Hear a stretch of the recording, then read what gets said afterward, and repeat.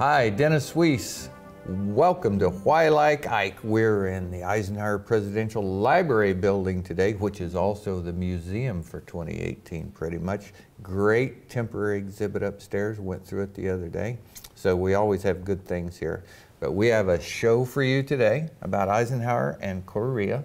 We have Pam Sanfilippo in the middle. We have Troy Elkins over there. They're sharing a microphone.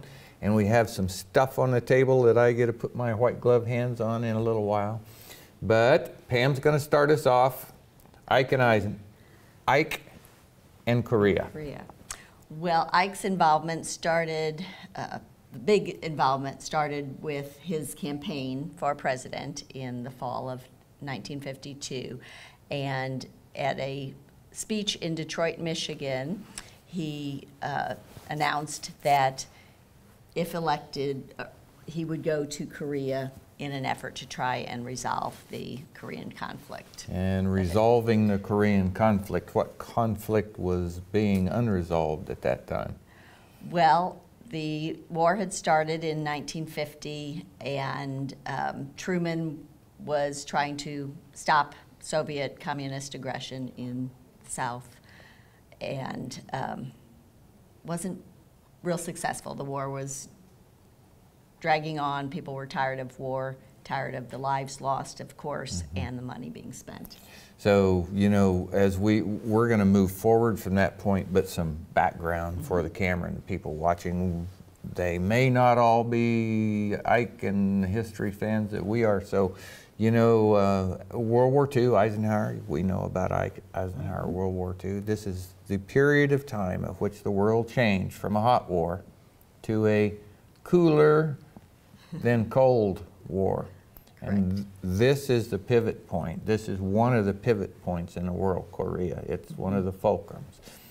So both the Chinese and the Soviets had interest in that part of the world. Correct. And were exhibiting their interest in controlling it.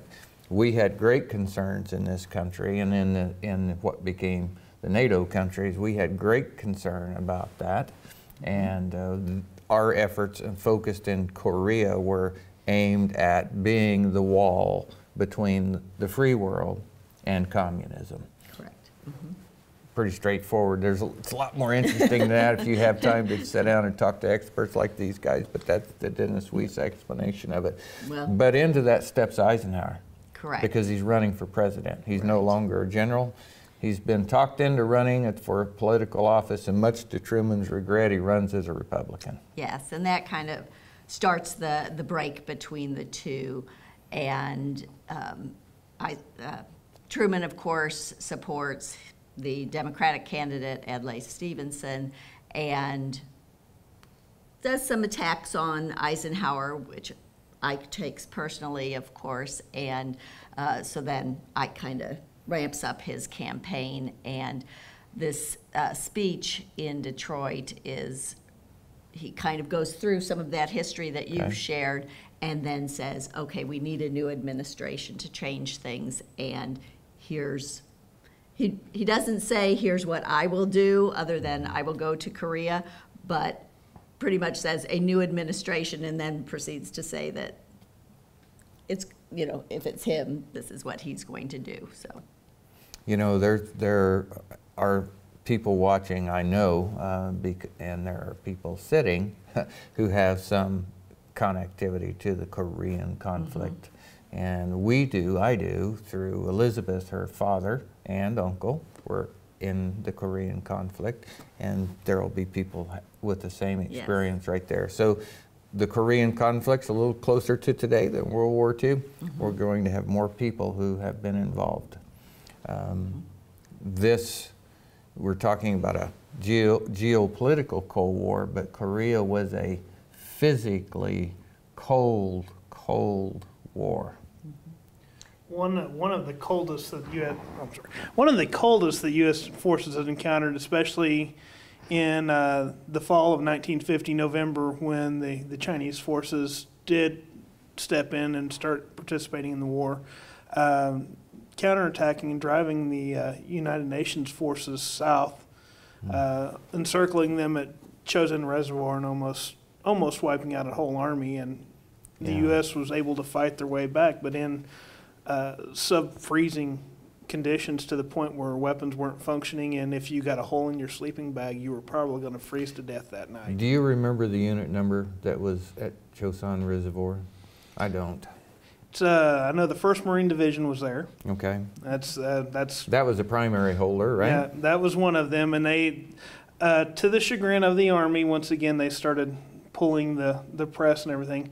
The 8th Cavalry was also one of the units, I believe, the 8th Cavalry, and I believe the 1st Marines had the responsibility of the reservoir, and after they were surrounded, I think Army units started coming in to help from all over. But I think you're right. I think it was the 1st Marines that were in the center of that fight. Okay, freezing cold. Our cold weather gear coming out of World War II did not stand up to the Korean Peninsula.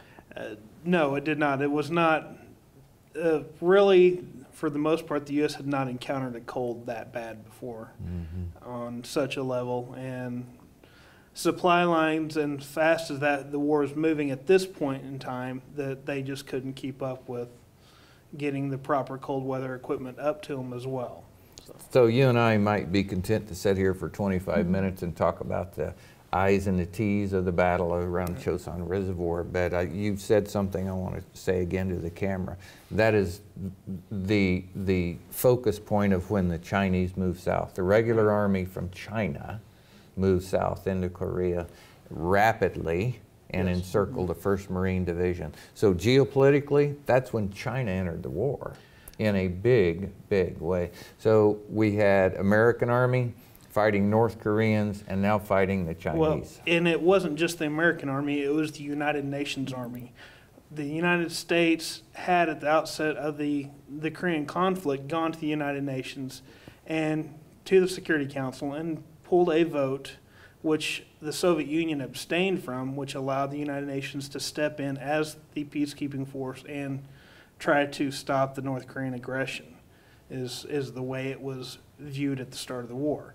So this is going to be one of the few times where the United Nations, actually Security Council, steps into a hot war as a fighting force. And you had Australians, you had New Zealand, you had Republic of Korean Army fighting there. It was a coalition force, Greeks, Turks, you had pretty much anybody that was considered a free force in the world at the time stepped into this battle. So can I ask you to do something while Troy holds the microphone for you? I'm reading over your shoulder here. From about right here where it says it has been a sign, a warning sign. Would you read down to the end of this paragraph? These are Eisenhower's words from the speech. Powerful. And that's one thing I was going to mention, is that he does in his speech, it is a campaign speech, so of course he's stressing that part of it, and he's kind of recounting what's happened up to this point. And he's talking about this tragedy is Korea, all these things it has been, and it has been the burial ground for 20,000 American dead. It has been another historic field of honor for the valor and skill and tenacity of American soldiers. So he does want to stress that it is the valor of the soldiers. He's going to defend them to at all times. And yet one thing more, he says, it has been a symbol, a telling symbol of the foreign policy of our nation. It has been a sign, a warning sign of the way the administration has conducted our world affairs. It has been a measure, a damning measure, of the quality of leadership we have been given. So, and then he continues, tonight I'm going to talk about our foreign policy and of its supreme symbol, the Korean War. I'm not going to give you elaborate generalizations, but hard, tough facts. I'm going to state the unvarnished truth. And then he goes on from there. I think that's just classic Eisenhower. I mean, not only was that who he was as a person, but that's the way he spoke to the facts. And he goes on to enumerate them. Exactly. Would you read that following paragraph? Sure. The biggest fact about the Korean War is this: it was never inevitable, it was never inescapable. No fantastic fiat of history decreed that little South Korea in the summer of 1950 would fatally tempt communist aggressors as their easiest victim. No demonic destiny decreed that America had to be bled this way in order to keep South Korea free and to keep freedom itself self-respecting. Again, Eisenhower never varied far from the word freedom and his defense of it in all of his life. But this speech is just, yes, it's a campaign speech, but it's still a factual speech of who the man was. Dwight David Eisenhower didn't change when he ran for office. He was Dwight David Eisenhower from the time he was over here in the little house in Abilene to the time he was buried in the Memorial Chapel in Abilene. He's still Dwight David Eisenhower. Very clearly identifiable with what he thought and how he lived. Right, and about half of the speech does go through kind of this history of what's gone on, and then finally he gets to, let's see if I can, then he gets to his plan is, my answer, candid and complete, is this: the first task of a new administration will be to review and re-examine every course of action open to us with one goal in view, to bring the Korean War to an early and honorable end. This is my pledge to the American people. And then he goes on to his second pledge, I shall go to Korea.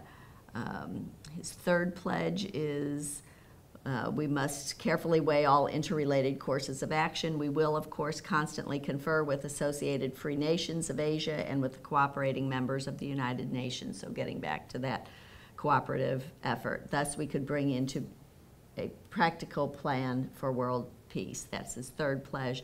And his fourth pledge, I will always reject appeasement. Students who get to come here their sophomore year, they get to see a lot of material. We could bring students from every high school in America and not run out of material that Dwight David Eisenhower has left with us to be able to help people understand what leadership is. It's a treasure trove that we cannot see the bottom of. That's Yeah. Okay. definite. All right, so serious enough for a while. I'm going to play with stuff, Troy. Okay. What have I got? That's a cigarette lighter that was given to Eisenhower on his visit to Korea by the 2nd Infantry Division. I'm going to move it, Dave. To President-elect Dwight David Eisenhower, hand-carved, from 2nd Infantry Division, Korea, 1952. My dad brought these home from World War II. Every soldier brought carved lighters home from World War II. Such a fantastic thing. So I'm not going to flip it open because it's an archive piece. I can remember the smell of the lighter fluid, the ignition, and the cigarette. I know cigarettes are bad, but as a young person, for me, that gave me an instant, complete psychological, sensal understanding of my dad in war. And it still does. I see someone using it today, I go right back there. Do we know, was that presented to him when he went to Korea That in was November? when he went 52. in November, yes. Yeah, very cool. So handed to him out of a line with one of these, I suppose. More than likely. Yeah, That's- yeah. There are a lot of photographs of Eisenhower talking to soldiers. I imagine we could find some on this trip. Yes, there are. There's one of the more iconic ones is him sitting down in cold weather gear, eating dinner with some of the troops. Yeah. And it's not no ranking or anything on his uniform. Right. He's wearing an Army uniform. There's no rank on it. Mm-hmm. But it's just sitting down with the enlisted and having the same food and basically sitting in a rocky outcrop out in the middle of nowhere. Yeah. And Explains Korea. 65-year anniversary of the armistice was no ending of the war with the cessation of hostilities. it's the 65th anniversary is going to be July 27th. Okay? And if you look, that pen right there in front of you, that was the pen used by General Mark Clark to sign the armistice. Korea 53. The pen? The pen. Wow. I am the luckiest guy you've ever seen on camera. I get to come here and they let me hold this stuff after going through several security classifications and training by the staff, I assure you. This was delivered to Ike at the start of August, and Wow. he, shortly after receiving the pen, was able to give his speech on his views of the armistice. So I got to tell you a story. The program we did over in the museum, just with all the weapons of World Yes. War II, when we posted it on our website, I sent it to my son as a link, and a couple of days went by and I said, so son, have you watched that program? He said, no, and I'm not going to. I said, why would you not want to watch that program? He said, Dad, I just can't really express how mad I am at you that you get to go do these things and I don't. I go, that's a choice, son. You could do it. You just got to go through the training, get the white gloves, and hold a microphone. So I may send him one of these days just to prove that to be true. Okay, so back to Korea. Mark Clark signed the armistice with that pen, and in the last month, our current president went face to face with the leader of North Korea. Our CIA chief has negotiated with the leader of North Korea, and Korean Peninsula remains relevant to the freedom of the world today. Anyone interested can come here, reserve time at the research room, and write that book. That's part of what we do here. And right now, the archives are putting materials in front of us that help us understand that, and our camera is giving them a chance at home to see these things, to get some context. That's an important completion of the mission for Dwight David Eisenhower, and him putting his museum library here in Abilene, Kansas. So very cool. So obviously Eisenhower was elected. Pull that up, Mike. You gotta, hey, I'm going to take your gloves away if you don't work that microphone.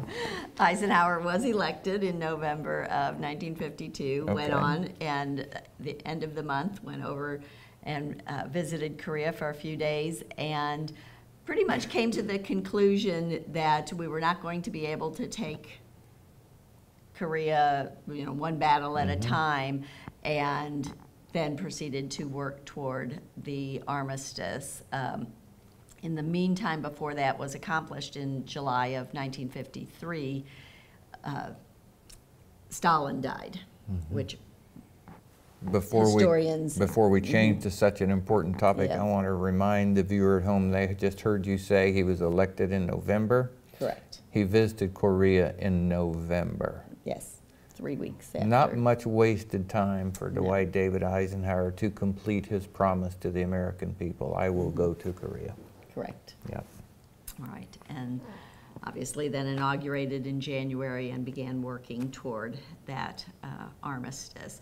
He did do some polling of the public about some items that we have in our collection that shows kind of what people were thinking in Okay. April and May of 1953. So while he's working to achieve the armistice, and pretty much everybody Read that is- question. That's Sure. too cool to not read.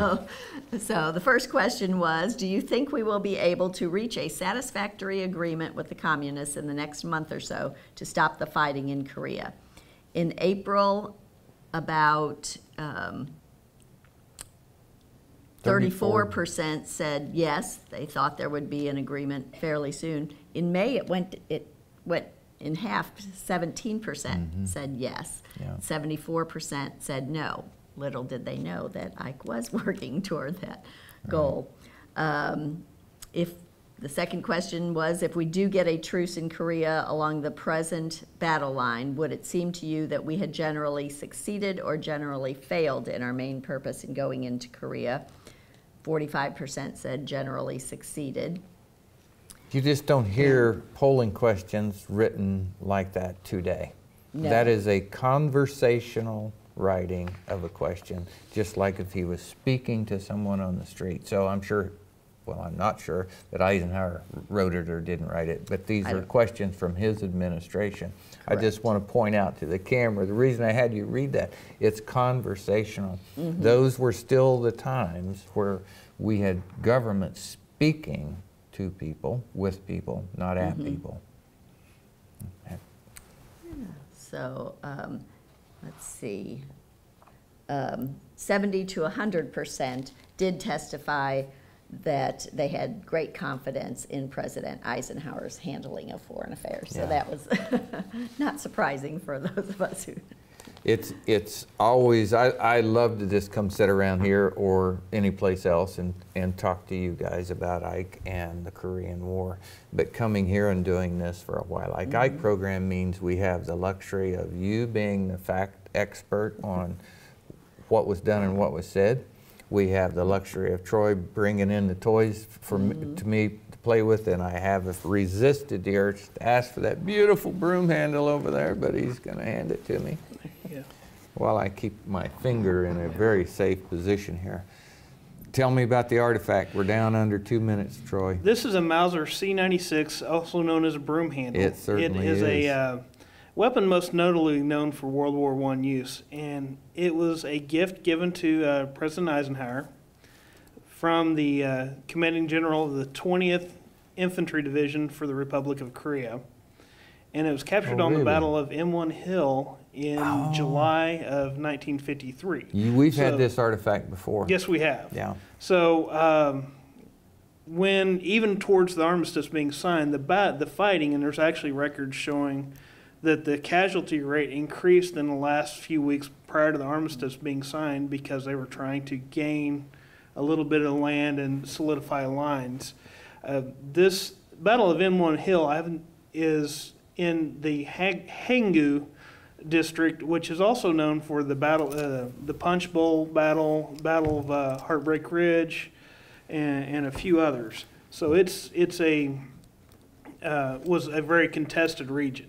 And Dave, see if you can get a close-up of this while I'm holding it. If you can't, we'll take a picture of it because there's Korean writing on both grips of this German pistol. that was captured from the Chinese forces. Yeah, okay. I have an idea for a program that we can get my son involved in, Troy.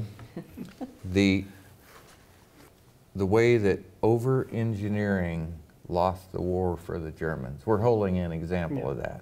So, but that's a great topic that would interest the people like you and me out there in cameraland world. Definitely. Okay, all right, so I know we're out of time, so we'll wrap this thing up. It always goes by really too fast when we're talking about Dwight David Eisenhower. Today's topic was Korea, so relevant in today's news, just go look it up. It's on at least 3 of the national websites today. Eisenhower had a lot to say about Korea, and his words that Pam read to us are so relevant and poignant today. Had a great time. Thanks for letting me come in once more. Thank you. All right, Pam Sanfilippo, Troy Elkins. I'm Dennis Weiss, I work for Eagle Communications. We wish you a great day.